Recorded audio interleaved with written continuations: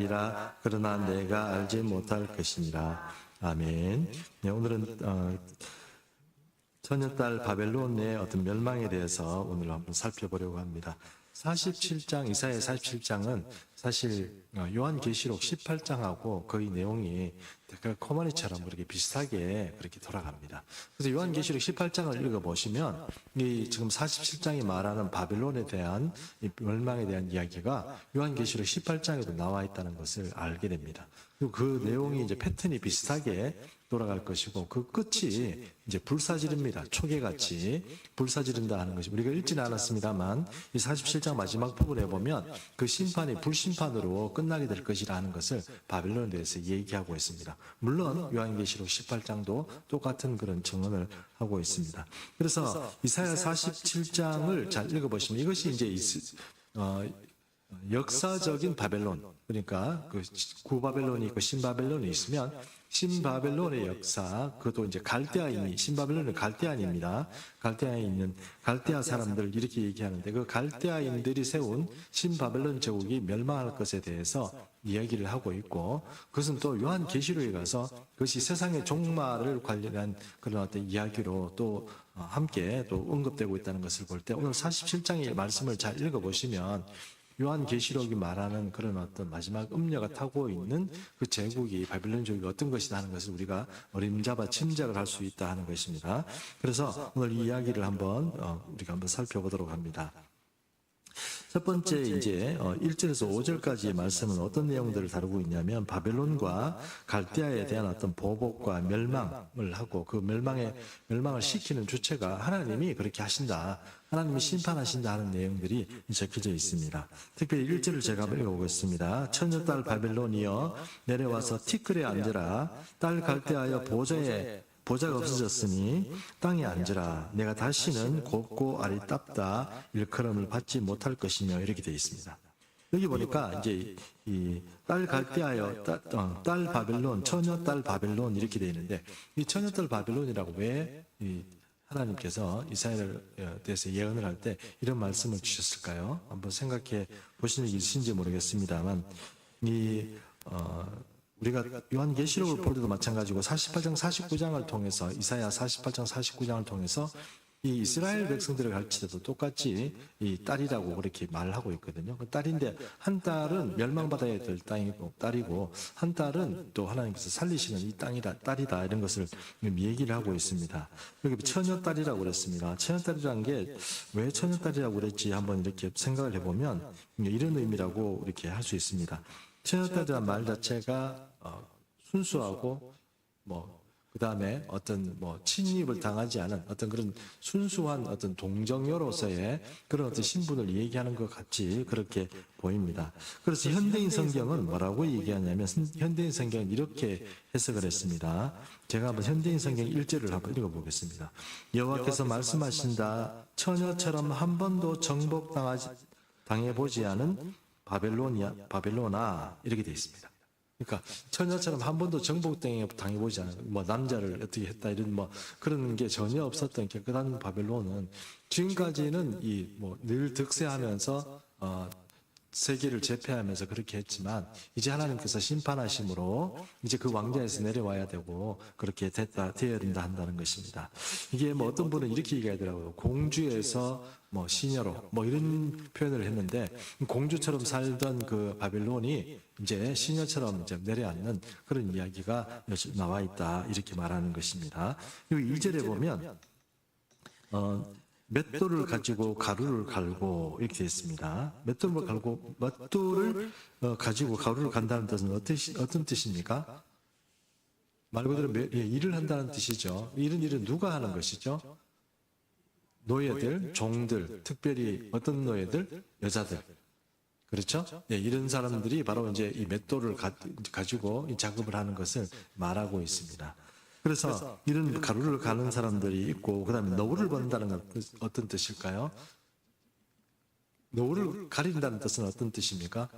뭔가 그래도 가릴 게 있고 단장할 수 있게 있는 그런 것들을 지금 다 걷어버린다는 뜻이죠.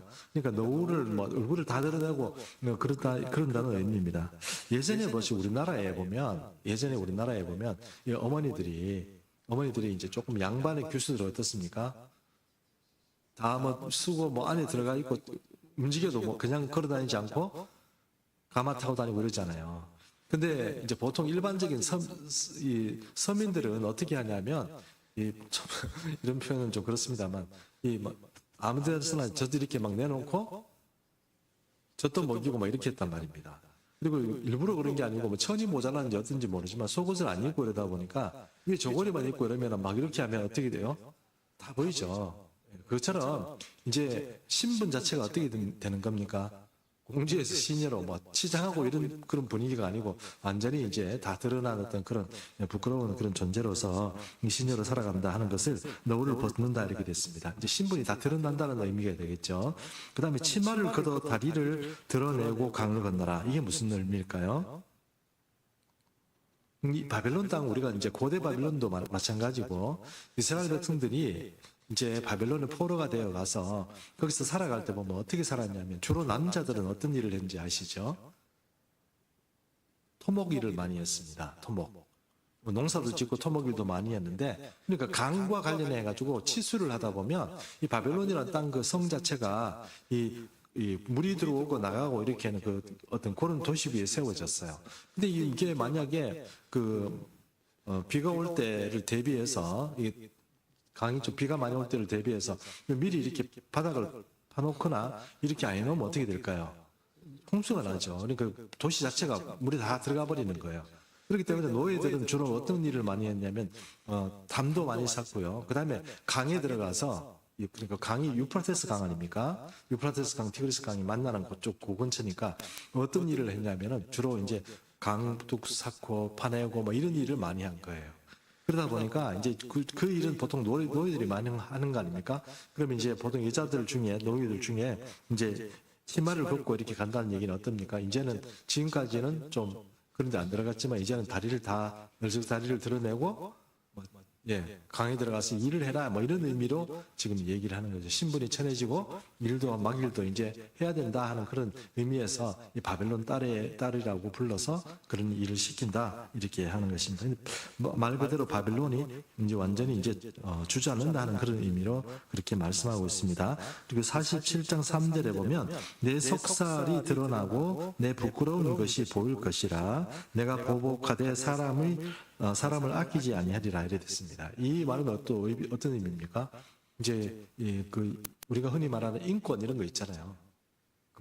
인권 이런 게 없다고 보시면 되죠. 이제 뭐 주인이 뭐 이리 와 이러면 가야 되고 뭐 그런 거 있지 않습니까? 뭐 예를 들어서 사또가 춘향이를 수침을 들어라 이렇게 얘기하면 어떻게 됩니까? 아니 되옵니다 이러면 안 되는 거죠. 그런데 표현이 너무 잘한 것 같아요. 제가 생각해도. 그러니까 3절의 말씀이 바로 그런 의미인 겁니다. 그러니까 이제는 자기가 어떤 절개를 지키고 어떤 그런 분위기가 안 되고 어떻게 됩니까? 이제 어떤 뭐 권력이나 아니면 정복자들에 의해서 유자들이 함부로 이렇게 살아가야 되는 그런 일들이 바로 이제 3절에 있는 말씀이 그런 의미다 하는 것입니다. 말 그대로 이제 나라가 다 멸망하고 이제 그렇게 살 수밖에 없는 것을 말하는 겁니다. 4절 말씀 제가 보겠습니다. 우리의 구원자는 그의 이름이 만군의 여호와 이스라엘의 거룩한 이시라 이렇게 말했는데 갑자기 이 말이 왜 등장하느냐? 이런 일들을 한 것이 누구입니까? 하나님이십니다. 그러면 바벨론은 어떤 존재입니까? 하나님께서 징벌하는 존재라는 뜻입니다. 바로 이 하나님께서 너희를 징벌하기 위해서 이렇게 나쓰셨다 하는 것을 말하고 있는 것이고, 바벨론은 여기서 우리가 1, 2, 3절을 읽다 보니까 이제 바벨론이 뭔가 이렇게 하나님의 어떤 그런 보호를 받는 것 같지만 사실 그것이 아니고 이 하나님의 그 심판을 받는 존재로서 그렇게 말하는 것이 바로 4절에 하나님의 이름이 등장하는 이유라 하는 것입니다. 그리고 5절 보겠습니다. 딸 갈대아에 잠잠히 앉으라. 흑암에 들어가라. 내가 다시는 여러 왕국의 여주인이라 일컬음을 받지 못하리라. 이렇게 말하고 있습니다. 그래서 이사야 47장 5절이죠. 이게 이제부터 우리가 요한계시록의 말과 조금 연결되는 부분이 바로 이 47장 5절입니다. 어느 누구도 흑암에 들어가라 이런 얘기를 안 합니다. 그러니까 어떤 아수르도 그렇게 지독한 정복자고 또 애굽도 또 마찬가지고 그렇게 하지만 하나님께서 바벨론만큼은 흑암에 들어가라 이런 표현이 들어가고 그것은 말 그대로 이제 지옥에 떨어지라 이런 의미거든요. 지옥에 떨어져라 이런 의미로 이제 흑암에 들어가라 이런 표현을 쓰고 있는데 이 바벨론이 이제 지옥에 떨어져라 이런 표현을 쓴다는 것을 보면 이 바벨론이 바로 이 심판을 받는다는 뜻이고 그것은 요한계시록 18장이 말하고 있는 것처럼 최후의 멸망받을 존재로서의 어떤 그런 표상이 되는 것이 이 47장이 말하는 바벨론이다 하는 것을 알 수 있는 것입니다. 여기 보면 또 특별히 여주인이라 일컬음을 받지 못한다 이런 표현이 있지 않습니까? 이 여주인이라 일컬음을 받지 못한다 이 표현도 매우 중요한 표현입니다. 우리 생각에는 이게 일반적으로 생각하면 세상을 다스리는 여주인이다 이렇게 생각할지 모르지만 요한계시록의 어떤 표현으로 보면 바로 그 붉은 용을 타고 있는 마지막 그 음녀가 뭐라고 얘기하는 겁니까? 이 바벨론하고 똑같이 얘기를 합니다. 그러니까 바벨론 음녀가 이야기가 자기가 입으로 말하는 그 얘기가 이 이사야서 47장에 나오는 바벨론이 하는 이야기입니다. 그래서 그 음녀라는 것이 바로 여기 보면 여주인이라고 이렇게 얘기하고 이 여주인이 어떤 존재입니까? 붉은 용을 타고 세상을 다스리는 뭐예요? 세상을 취하게 하고 세상을 다스리는 그런 존재로서 등장을 하죠. 그래서 바벨론이 그런 존재다 이렇게 47장에서 이것을 이렇게 내가 여주인이다 이렇게 표현을 하고 있는 것입니다. 여주인이란 말은 이 세상을 다스리고 있는 그런 존재다 하는 뜻으로 이해할 수 있을 것 같습니다. 그 다음에 이제 바벨론과 갈대아 보복을 받아서 마땅한 어떤 죄성에 대해서 지금 6절에 말씀하고 있는데 그 6절의 말씀을 제가 또 한번 읽어보겠습니다. 전에 내가 내 백성에게 노하여 내 기업을 욕되게 하여 그들을 내 손에 넘겨주었거늘 되어 있습니다. 그래서 누구를 말합니까? 난 유다를 말하는 거죠. 누구에게 넘겨줬다는 것입니까? 바벨론 제국에 넘겨줬다는 거죠. 누가 넘겨줬다는 것입니까? 여호와 하나님이 넘겨줬다는 거예요. 내가 너희한테 내 민족, 내가 사랑하는 이 내 자녀들을 넘겨줬더니 너희가 대강해야 되는데 이거 하나님께서 그렇게 하셨으니까 그래도 얘들을 이렇게 너무 무시하고 그러면 안 되겠다 이렇게 생각해야 되는데 어떻게 한 거냐면 노인네까지 어떻게 해요? 늙은 이에게 내 멍에를 심히 무겁게 메웠다. 늙은 사람에게 멍에를 심히 메웠다 이런 표현은 어떤 표현입니까? 젊은 사람 좀 일할 수 있는 장정들 뿐만 아니고 전부 다 이제 사람들 아주 착취하였다 이런 의미로 이해할 수 있을 것입니다.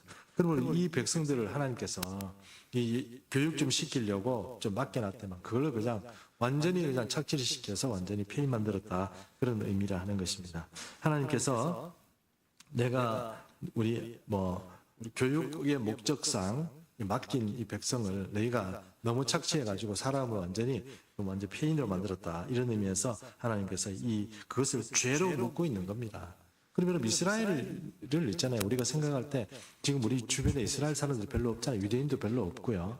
그렇기 때문에 우리가 이것을 그냥 생각하기에 우리가 크게 우리가 현실적으로 맞닥뜨릴 일이 없기 때문에 어떻게 생각해야 되는가 하는 문제를 우리가 좀 곰곰이 생각할 필요가 있는데 앞으로 제 생각에는 제가 가능만 하다면 어떤 생각을 하고 있냐면 우리 교회가 좀 펀드레이징을 해가지고 우리 조금 이제 돈을 좀 비축해 가지고 교회도 조금 내고 그 다음에 개인들도 조금 내고 이래가지고 이스라엘 선교를 한번 갔다 오는 게 어떨까 전체적으로 그런 생각은 하고 있습니다. 왜냐하면 제가 100번 얘기하는 것보다 한번 가서 딱 보면 하나님 주시는 메시지가 있거든요.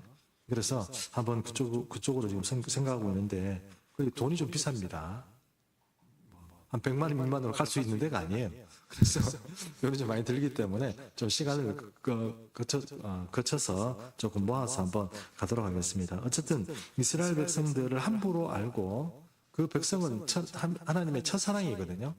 여러분 생각해보십시오. 출애굽할 때부터 시작해서 모세를 통해서 그렇게 정말 이 모든 애정의 어떤 사랑들이 그냥 있고 그냥 용서했다가 혼돈내셨다가 그렇게 겪어온 그 백성입니다. 그 백성 하나님 버리시냐? 절대로 안 버리시거든요. 근데 종말의 시간도 자꾸 이스라엘 백성들이 다시 회복한다고 제가 몇 번 누차에 걸쳐 말씀드렸지 않습니까? 성경이 그렇게 말하고 있고요. 그러므로 이 이스라엘 백성들을 함부로 하는 거는 반드시 심판받을 일입니다. 그래서 바빌론은 그렇게 하지 않고 잘됐다 이래가지고 그 백성들을 그렇게 괴롭혔는데 내가 그거 용서하지 않겠다 하는 것이 바로 이 6절의 말씀이다. 이렇게 생각하시면 될 것 같습니다. 7절 말씀 보겠습니다. 말하기를 내가 영영이 여주인이 되리라 하고 이 일을 내 마음에 두지도 아니하며 그들의 종말도 생각하지 아니하였도다 이랬습니다. 여주인이 내가 이 영원히 다스린다 이런 생각하는 거죠. 내가 뭐 나중에 전부 바뀐다 이런 게 아니고 나는 영영이 끝까지 세상 끝날까지 나는 이 전 세계를 다스리고 이 주변에 있는 나라들을 다스리는 그런 나라가 될 것이다 하는 것이 여주인으로라는 그런 의미에 들어가 있습니다. 아까 말씀드렸지만 요한계시록에 나와 있는 그 붉은 용을 탄 그 음녀 이야기가 바로 이 얘기입니다. 똑같은 얘기예요. 그 여왕이라고 얘기합니다. 여기서는 여주인이라고 얘기하고 그 요한계시록에도 뭐라고 얘기합니까? 여황이라고 그러는데 여황. 그러니까 나는 황제다. 황제인데 그 부인의 남편이 있는 황제다. 이렇게 지금 얘기를 하는 것입니다.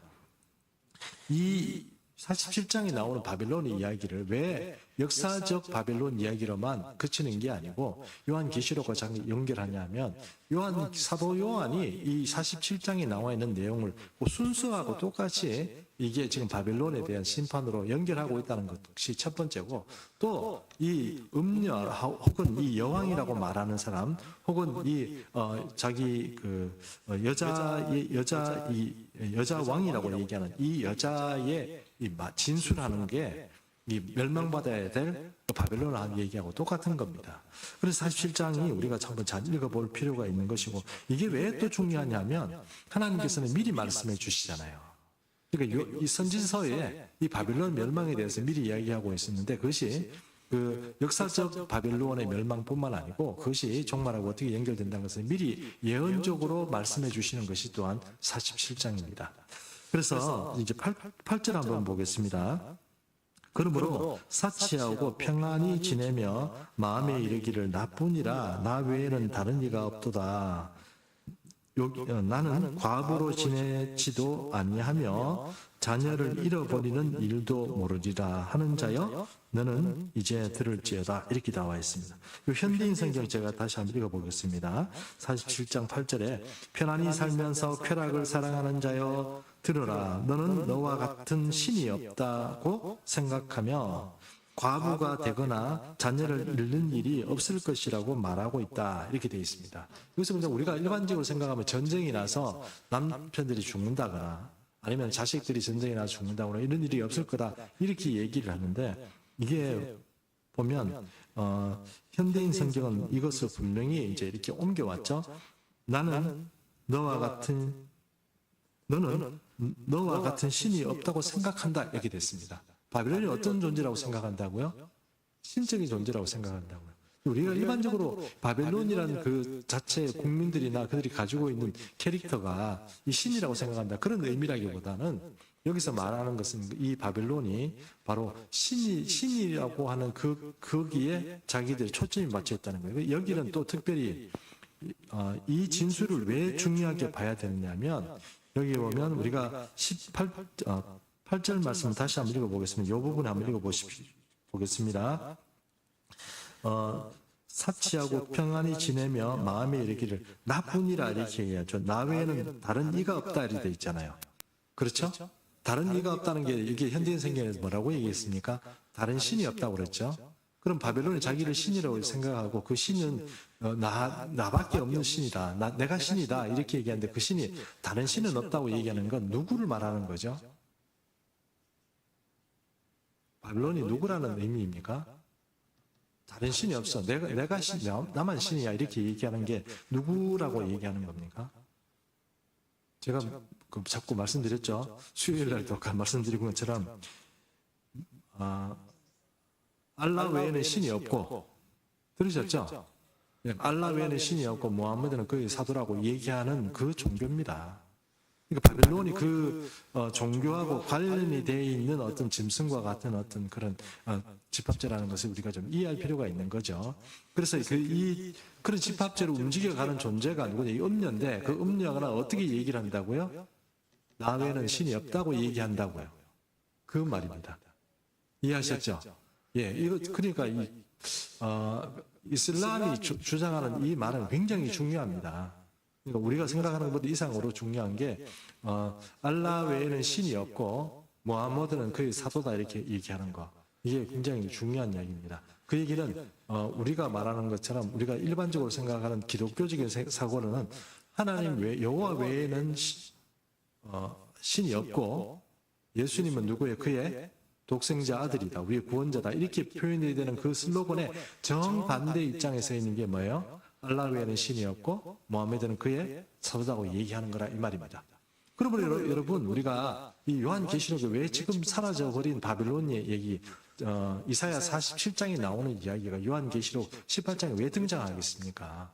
그러니까 그 표현 자체를 잘 생각해 보면 세상을 다스리는 그 음녀 이야기 그런 것들이 전부 그리고 그 신 이야기가 전부 여기에 다 녹아있는 힌트가 다 들어가 있다 하는 것입니다. 그러므로 이 성경을 읽을 때 이것을 잘 주의해서 읽어야 이게 뭘 얘기하는 거구나 하는 그 코드를 읽을 수 있는 것입니다. 그것이 이제 확실히 보이지 않으면 이게 바빌론 얘기가 뭐 다 이렇게 관용적인 표현이다 이렇게 생각하는데 그 의미가 아니고 관용적인 표현이 아니고 정확하게 내포된 의미를 가지고 있다 하는 것을 좀 우리가 이해할 필요가 있다는 것입니다.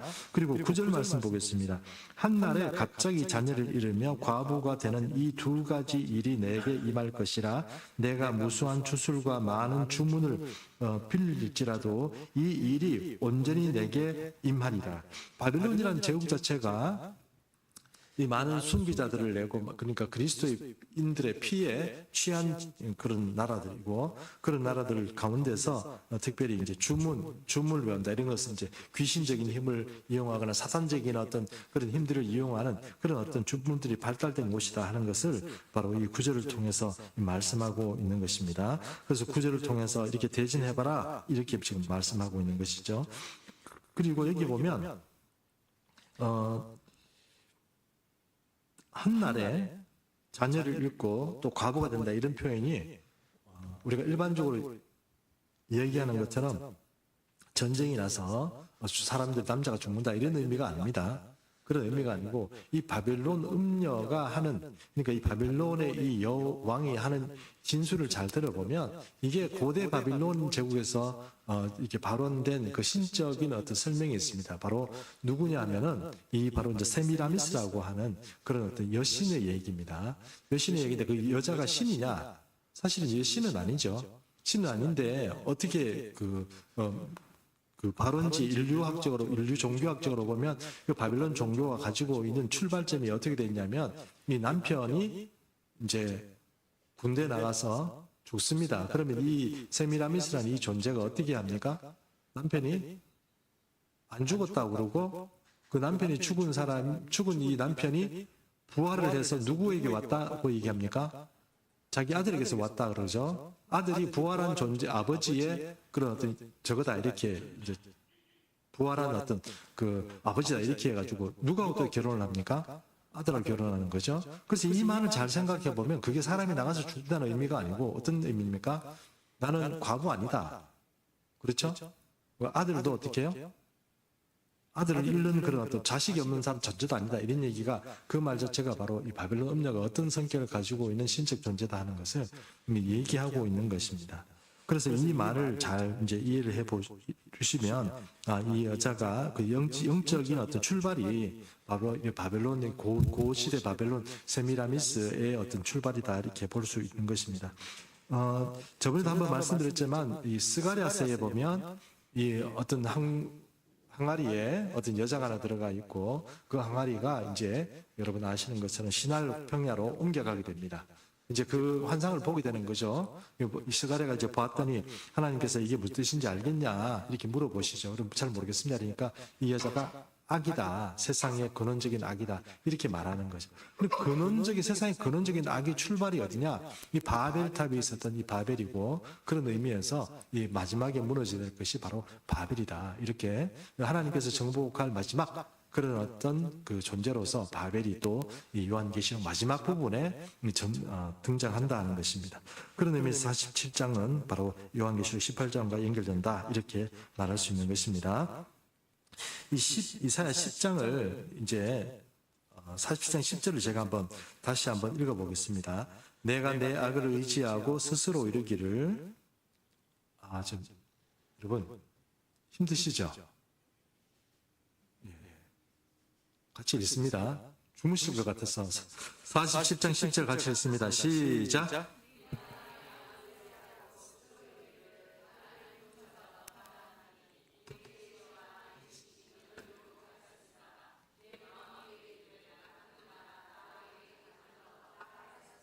이게 이제 그 바빌론의 교만에 대해서 얘기를 하는데, 이 교만이 이제 하늘을 찌른다 이런 의미로 지금 이런 표현을 쓰고 있습니다. 여기 보니까 나를 보는 자가 없다 이랬습니다. 그것은 누가 나를 감시하고 나를 터치할 자가 없다 이런 의미로서, 나는 뭐 지존한 존재다 이런 의미로서 지금 이 말을 하는 것입니다. 공동 번역을 제가 한번 여기 10절을 읽어보겠습니다. 내가 실컷 나쁜 짓을 하면서도 나를 감시할 눈이 없다 하고 자신만만하구나. 너는 지혜로운 채 세상 일을 다 아는 채 하며 이 세상엔 나밖에 없다고 하다가 제 꾀에 넘어가리라, 이렇게 말하고 있습니다. 현대인의 성경도 요 부분을 조금 재미있게 번역하고 있는데, 제가 또 한번 읽어보겠습니다. 너는 악을 행하고도 안전하리라고 생각하며 너를 보는 자가 없다, 아무도 없다고 말한다.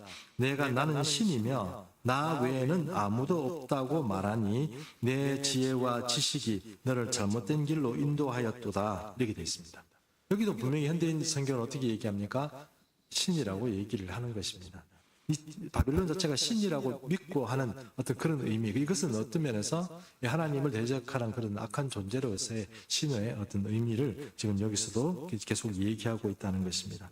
그러므로 47장뿐만 아니고 또 이 앞으로 읽는 것 중에 나 외에는 다른 이가 없다 이렇게 말하는 그 자체의 존재가 누구냐 하는 것은 이 성경적으로 보면 이게 바벨론 음녀 이야기고, 그것이 세상을 지배하고 있는 악한 신의 존재고, 그것이 또 현실적으로 종교화된 그런 단체가 바로 이슬람이구나 하는 것을 우리가 좀 이해할 필요가 있는 것입니다. 자, 마지막 11절을 또 읽습니다. 시작.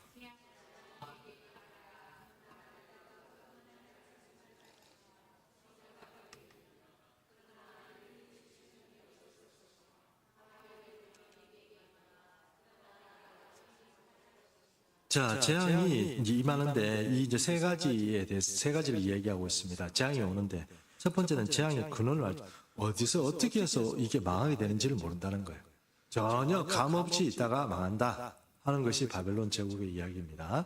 이 바벨론, 그 역사적인 바벨론, 그러니까 신바벨론 제국에 대해서도 그렇게 말하고 있는 것이지만, 이 종말에 오는 바벨론 제국도 이렇게 어처구니없이 나는 절대로 안 망한다, 그렇게 말하고 있지만 그것도 그렇게 망하게 될 것이다 하는 것이고, 두 번째는 이 손해를 당하지만 막을 방법이 없는 거예요. 이렇게 뭐 해결할 수 있는 방법이 없이 그냥 바로 망한다 하는 것이고, 세 번째는 파멸이 호련히 닥치는데 미리 알아낼 방법이 없다는 거예요. 우리가 지금 이 신적인 존재면 다 우리가 앞으로 어떻게 될 것이다 하는 것이 어떤 계산이 나오고 그렇게 미래를 얘기해야 되는데, 그런 것 없이 그냥 망할 수밖에 없다는 것입니다.